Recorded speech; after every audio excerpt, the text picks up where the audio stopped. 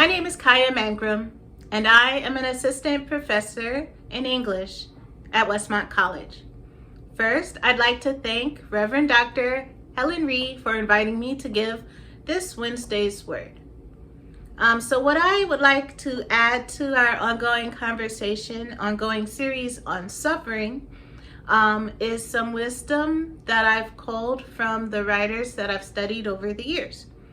I am a scholar of the long 19th century, which goes from 1789 to 1914. I study U.S. literature, and my focus is on the literature written by African Americans.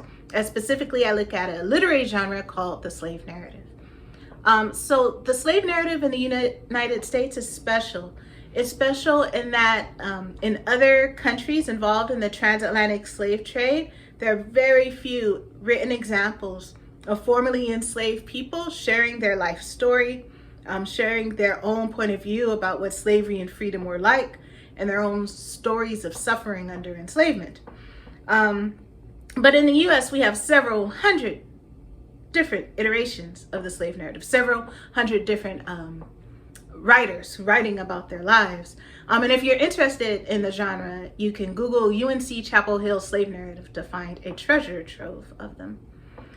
So this is unique in global history as well, in that slavery in other places and times similarly did not often have formerly enslaved people telling about what slavery was like from their own point of view. For example, in Rome and Greece, there are very few examples of enslaved people writing about their lives in slavery. So there are three things that I'd like to share with you that I've learned by reading these writers, these formerly enslaved writers, many of whom were Christian people. I'll start with the first one. The first thing that I've learned, the wisdom that I've culled from these slave narratives, is that our suffering is a platform, or can be a platform, for understanding the suffering of others. Our own suffering can be a platform for understanding the suffering of others. Second, acknowledging and giving testimony to the suffering of others in ways that maintain their dignity and our integrity is a process that has to be learned and practiced. And third, in acknowledging our own suffering and the suffering of others, we grow closer to Christ. First, in acknowledging our own suffering and other people's suffering, we see the image of God in ourselves and in others. And second, the difficulty of this labor requires that Christ helps us. So in acknowledging our own suffering and the suffering of others, we grow closer to Christ, in that we see the image of God in ourselves and others, and we are made aware of our need, our deep need for Christ's help in doing this work. So to illustrate these 3 points, I want to focus on a single slave narrative or single writer.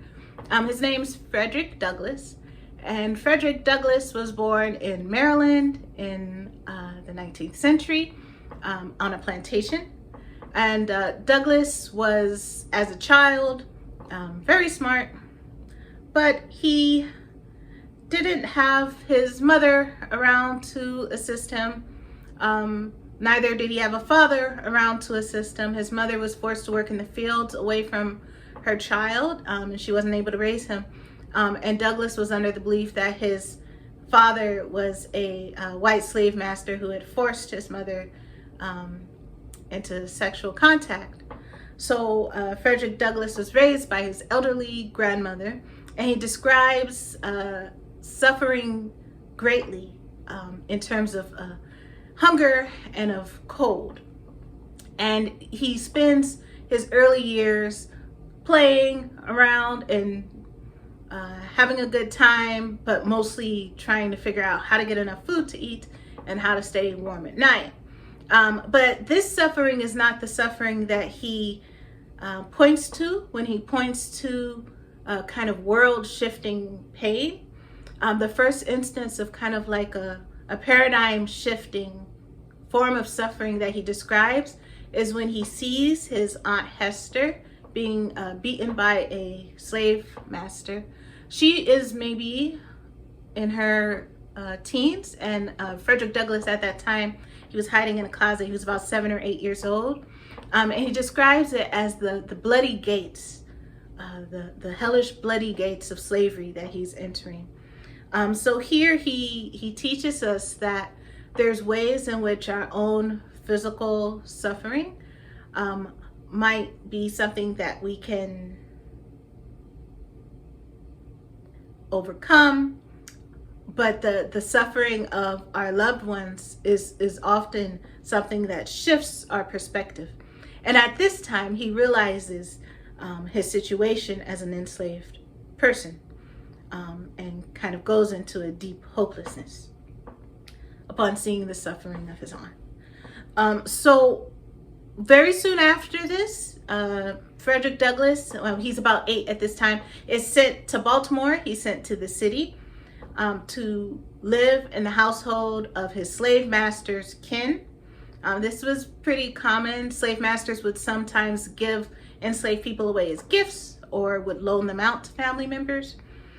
So Frederick Douglass is kind of loaned out to act as a babysitter or like a live-in nanny as an 8-year-old kid to the white slaveholder's kin's child, and that child is 4. So 8-year-old Douglass is sent away to take care of a 4-year-old child in Baltimore. And when he gets to Baltimore, he thrives a little bit. He suffers a lot less from cold and hunger. He actually has plenty to eat, so much that he empathetically gives bread away to impoverished Irish children who live on his block. But another paradigm shift in Douglass's understanding of suffering is when he's working on the dock and being trained as a kind of ship worker. And even though he was an enslaved person, as a trained enslaved person, he would make more money for his slave master, which is why he was sent out to get this training. And so he's working with free Irishmen, and the free Irishmen have a conversation with him, and they empathetically observe, gosh, you're a really nice guy. It's a shame that you have to be a slave for life. And this is another moment where in the ways in which the Irish sailors observe and acknowledge Douglass's suffering, this is another moment where he says, that's right, I am a pretty good guy, right? And so he kind of sees within himself his inherent dignity, and this kind of spins him off into another, sadly enough, another kind of bout of depression, and that he sees that he is a person made in the image of God, but unjustly kept enslaved. He eventually is able to cycle out of this and figures out a way to become free. And he does. He runs away with the help of his young fiance, Anna, and he gets married and eventually becomes an abolitionist. So over the course of his life, he writes his life story multiple times. In the story that I've been describing is from his 1845 autobiography. And he writes the same story 10 years later, right? So he starts from the very beginning of his life again, right? And he writes about the same stories that he wrote about 10 years earlier, but he revises them. And I was struck by the care that he takes in the telling of his Aunt Hester's story. There are a lot of scholars in my field who feels as though Aunt Hester did not get her due, and I would agree with that.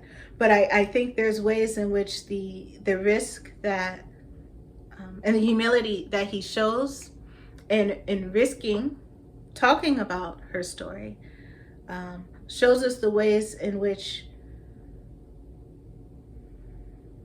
trying to acknowledge other people's suffering in ways that maintain their dignity It's something that requires revision and practice, and something that will remain imperfect. And I think this brings us to the third point, that the work of acknowledging our own suffering and the suffering of others will bring us closer to Christ, even if our efforts are imperfect. Both in that we will better be able to see the image of God in others and in ourselves, but also in the ways in which we will need Christ's help to imperfectly, but very, very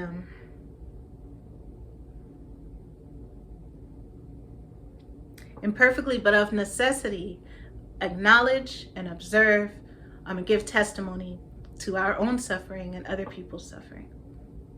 Thank you. This has been Wednesday Word with the Free Methodist Church of Santa Barbara. We hope you will join us for worship this week.